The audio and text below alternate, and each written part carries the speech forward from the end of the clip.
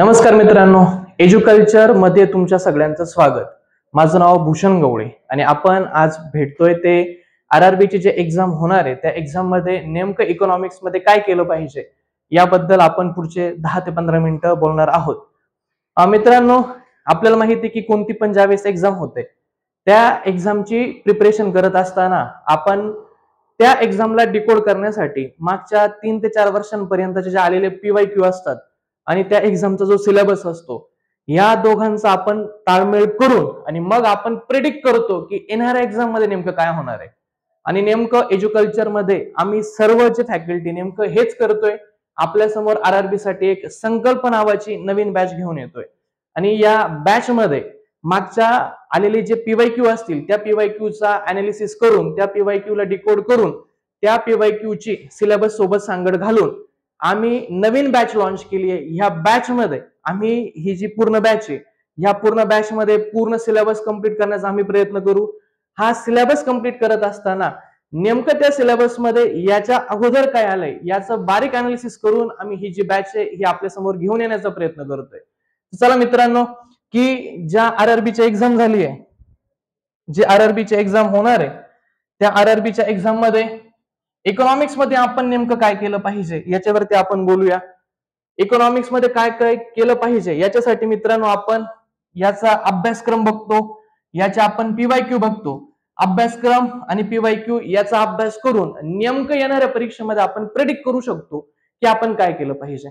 मित्रांनो, कसं असतं की कोणती पण एक्झाम आहे त्या एक्झामचा सिलेबस इतका मोठा असतो आणि या एक्झाम मध्ये नेमकं या सिलेबस मधला हा जो कंटेंट आहे हा नेमका ते त्या एक्झाम मध्ये फोकस करतात, या सिलेबस वरती जास्त प्रश्न विचारतात आणि म्हणून टोटल सिलेबस पैकी नेमका महत्वाचा सिलेबस कोणता, महत्वाचे पॉइंट्स कोणते की जर आपण ते प्रिपेअर केले तर आपली कमी वेळामध्ये 100% आपण ती पद जी पोस्ट ती घेऊ शकतो। याच्याबद्दल आपण सविस्तर चर्चा करूया।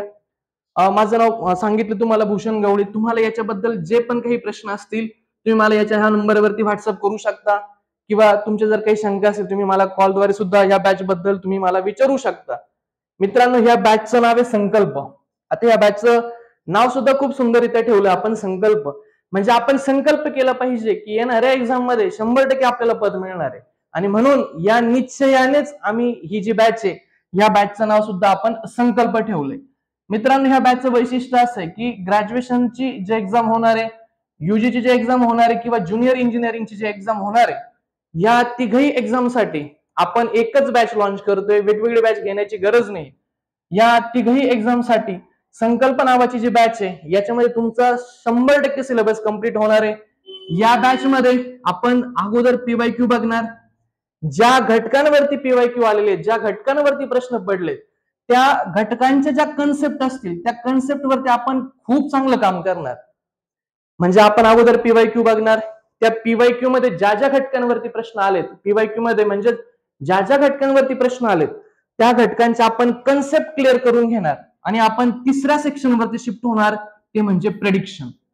जेणेकरून आपण PYQ पाहिले, आपण सिलेबस पाहिला, आपण कन्सेप्ट क्लिअर केला आणि आपण हे सुद्धा प्रेडिक्ट केलं की जी येणारी एक्झाम आहे त्या एक्झाम मध्ये इकॉनॉमिक्स मध्ये काय येणार, पॉलिटी मध्ये काय येणार, हिस्ट्री मध्ये काय येणार। म्हणजे ह्या तिघही सेक्शन वरती आपण ह्या बॅच मध्ये काम करणार आहोत आणि म्हणजेच आपण जर या तीनही गोष्टींवरती जर आपण काम केलं तर आपण असं म्हणू शकतो की आपली जी प्रिपरेशन आहे ही एक्झाम ओरिएंटेड होणार आहे।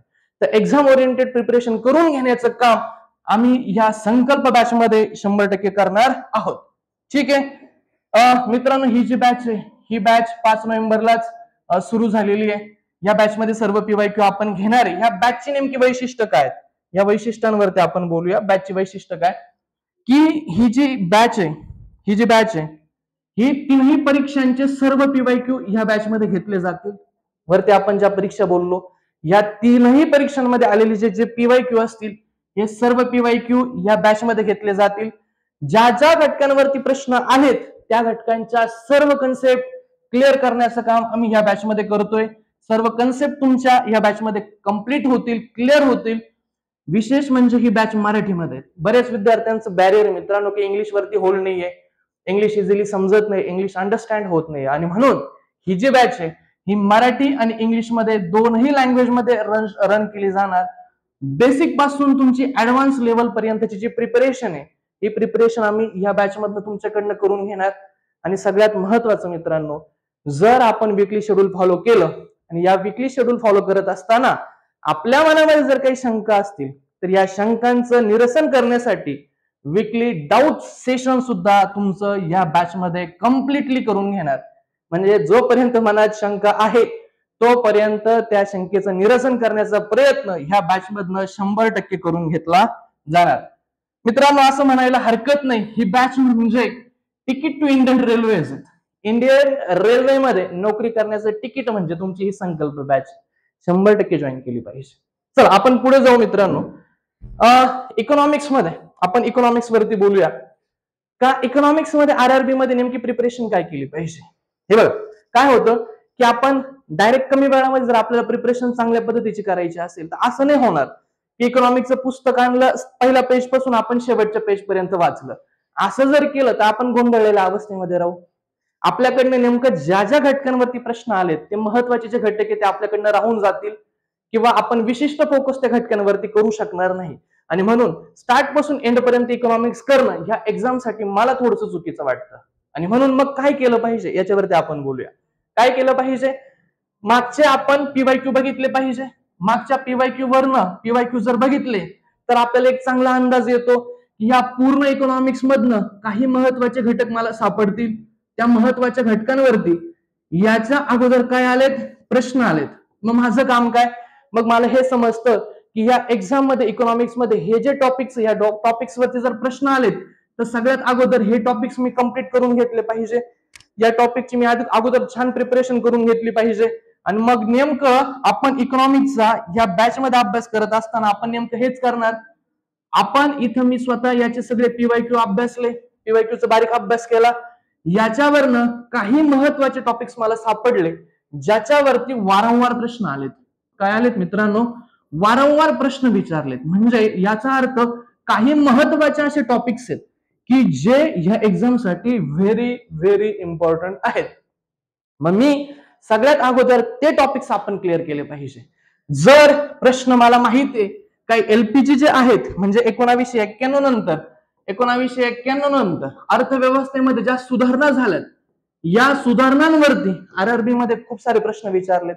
मग मी जीडीपी पासून सुरू करण्याच्या ऐवजी मी अगोदर हा टॉपिक हिट करायला पाहिजे. या टॉपिकला मी आधी व्हॅल्युएशन दिलं पाहिजे. कारण 1991 नंतरच्या सुधारणा आहेत याच्यावरती प्रचंड प्रश्न विचारलेत. मग हा टॉपिक आपल्यासाठी खूप महत्वाचा होऊन जातो. लिबरलायझेशन, प्रायव्हेटायझेशन, ग्लोबलायझेशन हे सगळं भारतीय अर्थव्यवस्थेमध्ये होत असताना ज्या सुधारणा झाल्यात या सुधारणा या एक्झाम साठी मोस्ट इम्पॉर्टंट आहेत. मग मला पहिला टॉपिक कळला की मला हा पहिला टॉपिक आपल्याला करायचा आहे. त्याच्यानंतर जर मी म्हटलं तर मला दुसरा टॉपिक मिळतो IMF इंटरनॅशनल मॉनिटरी फंड वरती प्रश्न विचारलेत. पण हे प्रश्न नुसते हे टॉपिक्स वरती प्रश्न विचारला इतकं माहित असून चालणार नाही. म्हणजेच IMF वरती जे प्रश्न विचारले आतापर्यंत जे पण काही प्रश्न विचारले असतील 3-4 हे जे प्रश्न आहेत IMF वरती बेसिक लेवलला विचारलेत. मग मला IMF इन डिटेल जाऊन करण्याची आवश्यकता नाही. मी थोडं बेसिक केलं तरी माझं काम चालतंय. पण 1991 नंतरच्या ज्या सुधारणा आहेत त्या थोड्याशा मला डेप्थ मध्ये जाऊन करणं अपेक्षित आहे. कारण इथं जो प्रश्न विचारलेत हे थोडेसे आतमध्ये जाऊन विचारले आणि म्हणून मी 1991 नंतरच्या सुधारणा करत असताना हे अपेक्षित आहे की मी त्या थोड्याशा खोलवर जाऊन करायला पाहिजे.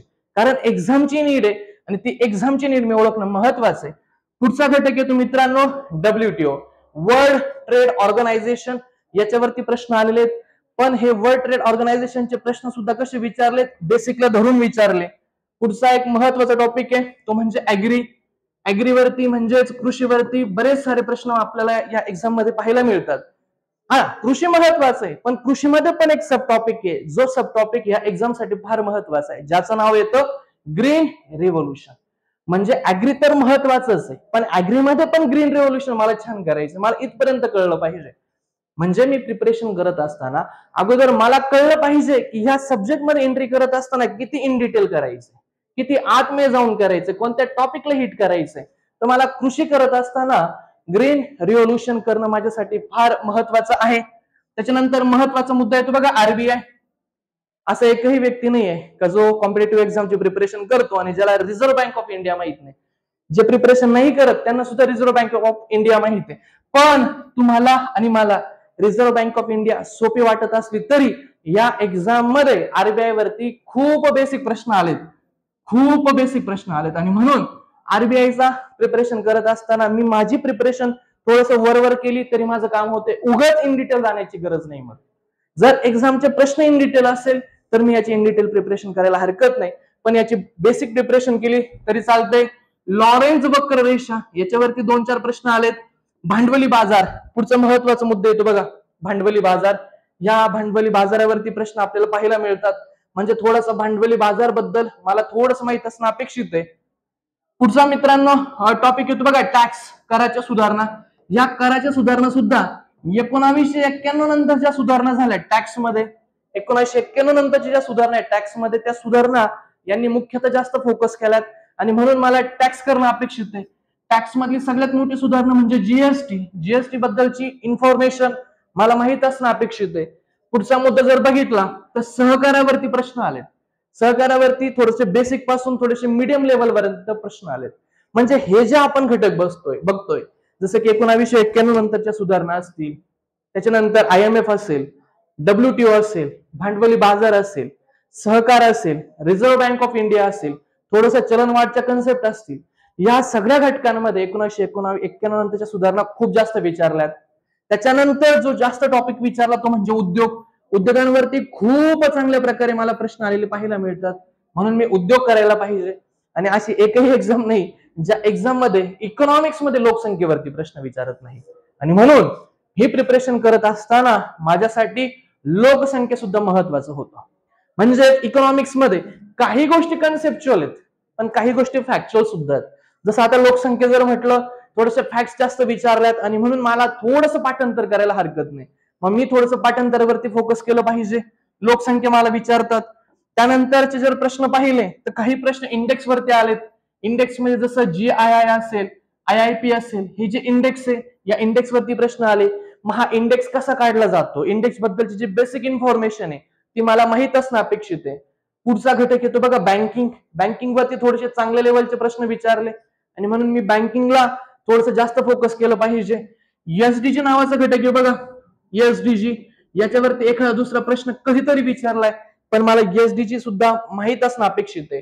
आणि मग जर मी आणखी खाली आलो तर काही क्षेत्र येतात बघा इकॉनॉमिक्स मध्ये, प्राथमिक क्षेत्र असेल, द्वितीय क्षेत्र असेल, तृतीय क्षेत्र असेल.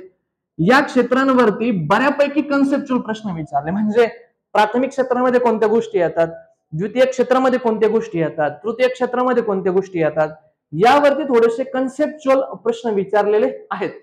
या रीतीने जर आपण PYQचा बारीक अभ्यास केला तर माझ्याकडे 10 टॉपिक निघतात की ज्या स्टॅटिक इकॉनॉमिक्स आहे हे ह्या 10 टॉपिक्स वरती धरून विचारलं जातं. आणि म्हणून मी इकोचा अभ्यास करत असताना या 10 घटकांना खूप चांगल्या प्रकारे फोकस केलं पाहिजे. मी याची डेप्थ समजून घेतली पाहिजे की किती डेप्थ मध्ये प्रश्न विचारतात, तितक्याच डेप्थ मध्ये जाऊन मी याची प्रिपरेशन केली पाहिजे. या अँगलने म्हणजेच PYQचा अभ्यास करून, सिलेबसचा अभ्यास करून एक एक्झाम ओरिएंटेड प्रिपरेशन करून घेण्याचा जो प्रयत्न आहे आम्ही या संकल्प बॅच मध्ये करत आहोत. आणि म्हणून ही बॅच तुम्हाला 100% उपयोगात येईल. तुमची प्रिपरेशन एक्झाम ओरिएंटेड होईल तर तुम्ही सगळ्यांनी ही बॅच जॉईन करा. थोडंसं आणखी इन डिटेल सांगण्याचं जर म्हटलं तर तुम्हाला माहिती आहे का इकॉनॉमिक्स विचारत असताना इकॉनॉमिक्स मध्ये बरेच सारे बदल होत चालतात. आणि म्हणून थोडस इकॉनॉमिक्स करत असताना आपण करंटला धरून इकॉनॉमिक्स केलं पाहिजे. म्हणजे इकॉनॉमिक्सला करंटची जोड देणं महत्वाचं आहे.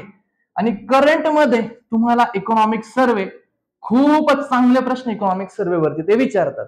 आणि म्हणून इकॉनॉमिक्स सर्वे वरती जर मी म्हटलंच तर थोडेसे डिटेल प्रश्न विचारलेत बरं इकॉनॉमिक्स मध्ये, डिटेल प्रश्न विचारलेत डिटेल इकॉनॉमिक्स सर्वे वरती. आणि म्हणून करंटला धरून इकॉनॉमिक्स सर्वेचा आपण थोडासा इन डिटेल अभ्यास करणं अपेक्षित आहे. ठीक आहे, अशा प्रकारे आपण थोडासा सिलेबस, थोडेसे PYQचा आपण छान बारकाईने अभ्यास करून इकॉनॉमिक्सला थोडस डिकोड करण्याचा आपण प्रयत्न केलाय. ठीक आहे, याच्याबद्दल आणखी जर बॅच बद्दल जर तुम्हाला आणखी जर माहिती पाहिजे असेल, तुमच्या मनात जर काही शंका असतील तर 100% तुम्ही ह्या एक्झामला हा जो नंबर आहे या नंबरवर तुम्ही व्हॉट्सअप करू शकता, कॉल करू शकता. आणि ह्या बॅच बद्दलची जर डिटेल इन्फॉर्मेशन तुम्हाला पाहिजे असेल तर तुम्ही या नंबरला व्हॉट्सअप करा, कॉल करा, तुम्हाला त्याची इन्फॉर्मेशन मिळून जाईल. बॅचचं नाव आहे मित्रांनो संकल्प. आणि आता शेवटचा मुद्दा, ह्या बॅचची फीज किती असेल, या बॅचची फीज किती असेल. तर मित्रांनो, या बॅचची फीज अगोदर होती 2,000, पण थोडस स्ट्रक्चर मध्ये विद्यार्थ्यांच्या मागणीनुसार आपण चेंज केला आणि या फीज आपण ठेवली आहे 1,500 रुपये. अगोदर फीज होती 2,000, आता फीज ठेवली आहे 1,500 रुपये. पण ही जी फीज आहे ही सुरुवातीच्या 100 विद्यार्थ्यांसाठी, सुरुवातीच्या 100 विद्यार्थ्यांसाठी 1,500 रुपये फी. त्याच्यानंतर 100 विद्यार्थी झाले की याच्यानंतर या फीज मध्ये इम्प्रुव्हमेंट होईल. त्याच्यामुळे तुम्ही लवकरात लवकर या बॅचला ऍडमिशन घ्या आणि यशापर्यंतचा मार्ग लवकर मोकळा करा. Thank you so much.